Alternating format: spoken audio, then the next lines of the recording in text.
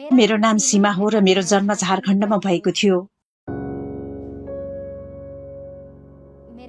मेरो बाबाको मृत्यु हुँदा मलाई थाहा लाग्यो उहाँलाई टिबी थियो र त्यति बेला म धेरै सानी थिएँ। अनि त्यसको केही वर्षपछि मेरी आमालाई मानसिक समस्या भएको थियो। यसमा 2 वर्ष लाग्यो र म साह्रै चिन्तित थिएँ। मलाई साह्रै नराम्रो लाग्थ्यो र कहिलेकाहीँ बरु आमा मरिदिए सबै समस्याको समाधान हुन्छ होला जस्तो मलाई लाग्थ्यो। आमाले साह्रै सताउँथिन् त मलाई आमासित नसुत्नु भनिन्थ्यो। त त्यो दिन म आफ्नो बडाको घरमा सुतिरहेकी थिएँ अनि बिहान आएँ र जब ढोका खोले त आमा जलेर मरिसकेकी थिइन्। अनि वरिपरिका मानिसहरूलाई मेरी आमाको मृत्युको खबर दिइयो। सबै आएर हाम्रो मद्दत गरे र त्यो दिन साह्रै नराम्रो लाग्यो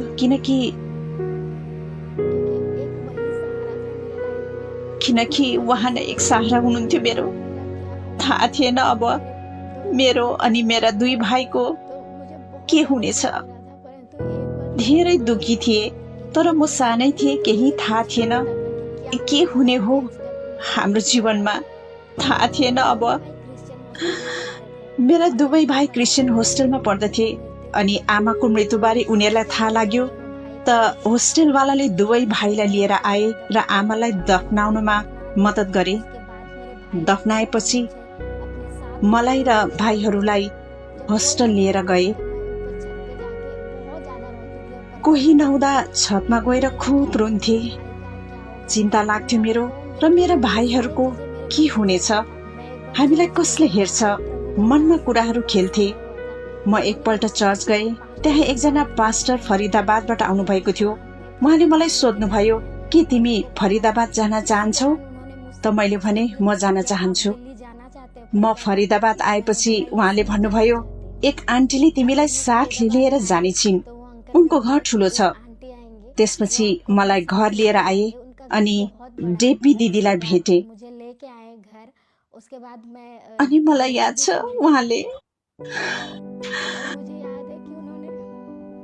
उहाँले मेरो अनुहार मायाले सुमसुमाउनु भएको थियो अनि त्यो मलाई अहिलेसम्म याद छ, किनकि हामीले त्यस्तो माया पाएका थिएनौं।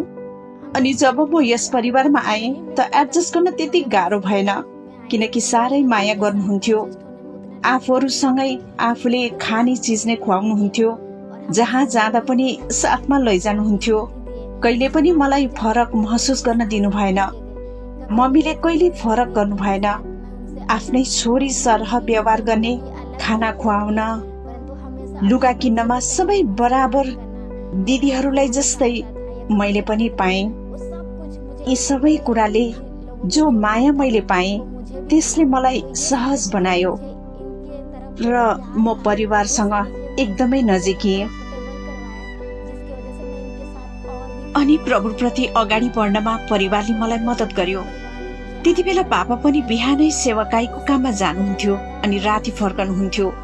यस परिवारबाट थाहा पाएँ कि प्रभु कति महान हुनुहुन्छ अनि प्रभुको मार्गमा कसरी अगाडि बढ्ने हो, प्रभुसँग कसरी जोडिने हो, त्यो सब मलाई यो परिवारले सिकायो। मेरो आमा बाबाको मृत्यु हुँदा कहिले सोचेकी थिइन कि प्रभुले मलाई एउटा परिवार दिनुहुनेछ। प्रभुले मलाई ती सब दिनुभयो जसको मैले कहिले न कल्पना गरेकी थिएँ न कहिले मागेकी नै थिएँ। प्रभुले मलाई यस्तो मायालु परिवार दिनुभयो। जब म उसलाई ल्याउन गए अनि मैले उसलाई देखेँ, बहुत बुरा लगा। मलाई साह्रै दुःख लाग्यो उसलाई बिना उसे देखकर। म उस समय सम्झँदैछु। याद कर रही हूँ जब मैले उसलाई देखेँ लिन गएको बेला मैंने उसे देखा, मलाई महसुस भयो, मैंने महसूस किया कि उसलाई मायाको आवश्यकता छ, प्यार की जरूरत है। उसके पास उसके माता पिता नहीं है अनि और इसने मेरे हृदय को छू लिया। हृदय छोयो, किनकि मैले बस्तीका बच्चाहरूको बीचमा सेवाकाई गरेकी छु और मैं र जानती मलाई थी थाहा थियो कि ऐसे बच्चे बिना माता पिता बच्चाको के जीवन बड़े कस्तो होकर हुन्छ। कैसे हो जाते हैं। कयौंपल्ट ठट्टामा हामी भन्छौं कि सीमाले हामीलाई संयम सिकाइन्, जीवनमा कसरी धैर्य राख्नुपर्छ। प्रभुले उसलाई लिडरशिप क्वालिटी दिनुभएको छ।